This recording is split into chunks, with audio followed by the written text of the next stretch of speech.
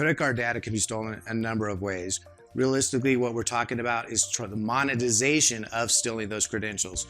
You have to be concerned about ATM skimmers at restaurants, skimmers at retail stores, online presence, as well as how you fill out your applications for making purchases through Amazon and other types of e-commerce types of portals, as well as the traditional just email phishing requests for you to provide that information to them.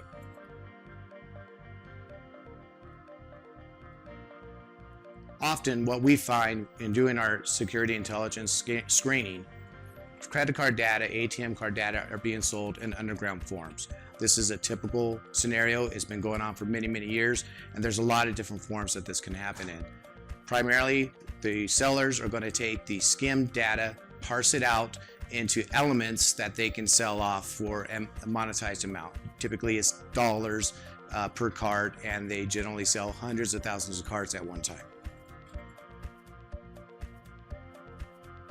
In the two largest, most recent data breaches, Target alone was over 40 million credentials that were harvested through that attack. Home Depot is rumored to be up to close to 56 million sets of credentials. What does that translate to? $10 billion in selling those credentials in 2014, and we're looking at close to $19 billion by 2018.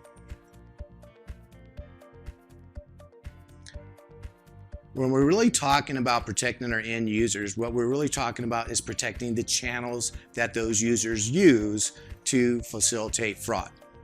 End users are using ATM cards, phones, portal devices, tablets, computers, as well as online portals. So when we think about what a fraud lifecycle needs to accomplish in order to actually monetize the threat, we break that fraud lifecycle down into three different areas. You have your target and planning stages, you have your deployment stages, and then you have your cashing out stages. We work in a deployment of a total fraud protection, multi-layered approach, and apply solutions to each one of those layers.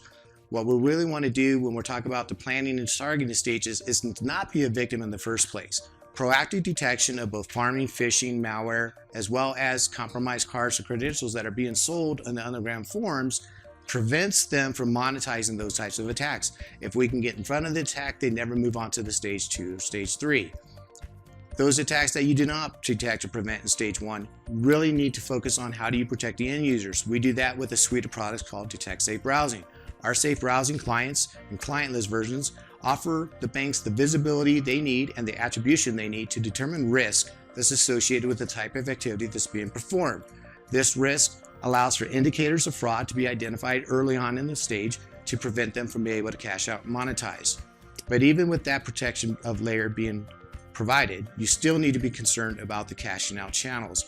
What we do with cashing out channels is we offer two different types of products, both authentication products as well as transaction anomaly products. Those are behavior analytic type of solutions that provide the deviations of normal behavior that would identify risk associated with a transaction. So as you can see, if you apply solutions into all three of those different stages of the fraud attack lifecycle and apply a multi-layered approach, you would greatly reduce your footprint as well as be able to provide yourself a strong posture to threats, and hopefully the bad guys will move on to somebody else.